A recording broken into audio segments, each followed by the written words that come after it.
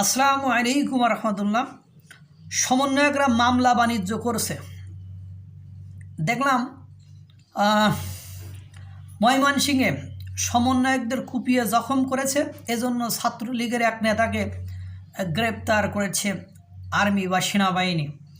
মানে কি পরিমাণ রাগ হলে তাহলে মানুষ এরকম করে, কারণ এই যে সমন্বয়করা বিভিন্ন স্থানে মামলা বাণিজ্য করছে। মৌলভীবাজারে সমন্বয়ক শেখ সাব্বির আহমেদ ও তানজিন শিশির নামের বেনামে মামলায় ফাঁসিয়ে করছে সাধারণ মানুষকে হয়রানি।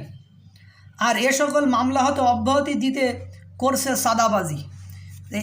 এই ধরনের যদি মামলা বেনামে মামলা দিচ্ছে, শত শত লোককে হয়রানি করছে, এইসব হয়রানি থেকে বাঁচতেই আর সমন্বয়করা মানুষকে আর মানুষ মনে করতেছে না। কথা হলো যে তুমি অমুক দলের সাথে যুক্ত ছিলে, তুমি পৃথিবীর সবচেয়ে নিকৃষ্ট ব্যক্তি, এটা তো কাম্য নয়। হয়তো বা এমন কোনো কাহিনী করতেছে যা মানুষের সীমার বাইরে চলে যাচ্ছে। জাকারিয়া ইমন নামের বৈষম্য বিরোধী ছাত্র আন্দোলনের প্রতিনিধি বলেন, বিভিন্ন মামলা ঘাটাঘাটি করে দেখা যায় বেশ কিছু মামলা স্রেফ বাণিজ্য করার জন্য করা হয়েছে। এই যে সমন্বয়করা বাণিজ্য করার জন্য করছে মৌলভীবাজার। আরিফ আহমেদ বৈষম্য বিরোধী ছাত্র আন্দোলনের অন্য প্রতিনিধি বলে, বর্তমানে যে মামলাগুলো হয় তারা মামলা বাণিজ্য করার জন্য মামলা দেয়, টাকা খাওয়ার জন্য মামলা দেয়, মিথ্যা মামলা, হয়রানির শিকার জেলার শত শত মানুষ।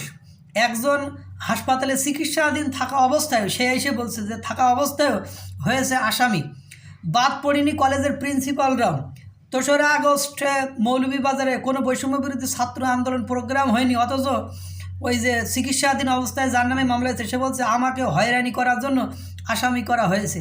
হয়তো বা এরকম হয়রানি করার জন্য দেখা যায় অত্র অঞ্চলে, ময়মনসিংহ অত্র অঞ্চলে যত ছাত্রলীগ, আওয়ামী লীগ বা যারা ওই ধরনের নেতাকর্মী আছে তাদের সবার নামে সমন্বয়করা দিয়েছে মামলা দেওয়ার কারণে ও গিয়েছে খেপে এবং জায়গায় আটক করা হয়েছে। সে আদৌ ছাত্রলীগের কিনা এটাও একটা ব্যাপার, কিন্তু দেখলাম যে তো আর্মি খোঁজখবর নিয়েই গ্রেপ্তার করছে, সেহেতু আবার ছাত্রলীগের মনে হচ্ছে যে হ্যাঁ ও ছাত্রলীগের। তো ও ছাত্রলীগ হয়ে দুই সমন্বয়কদেরকে কুপিয়েছে। এই যে সমন্বয়করা মামলা বাণিজ্য করছে এবং বৈষম্য বিরোধী ছাত্র আন্দোলনরাই তাকে বহিষ্কার করেছে এবং বলছে যে হ্যাঁ ও আমরা খুঁটিয়ে তদন্ত করে দেখেছি, ও এই মামলা বাণিজ্যের সাথে জড়িত এবং একাধিক এই অপকর্ম সে সংগঠিত করেছে।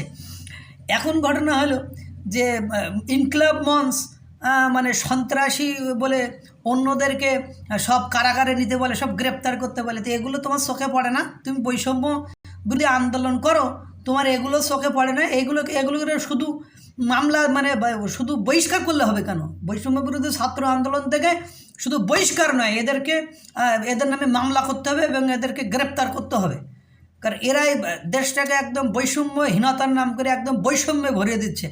এইসব শত শত নিরীহ মানুষকে এভাবে হয়রানির শিকার করছে। কেন করছে?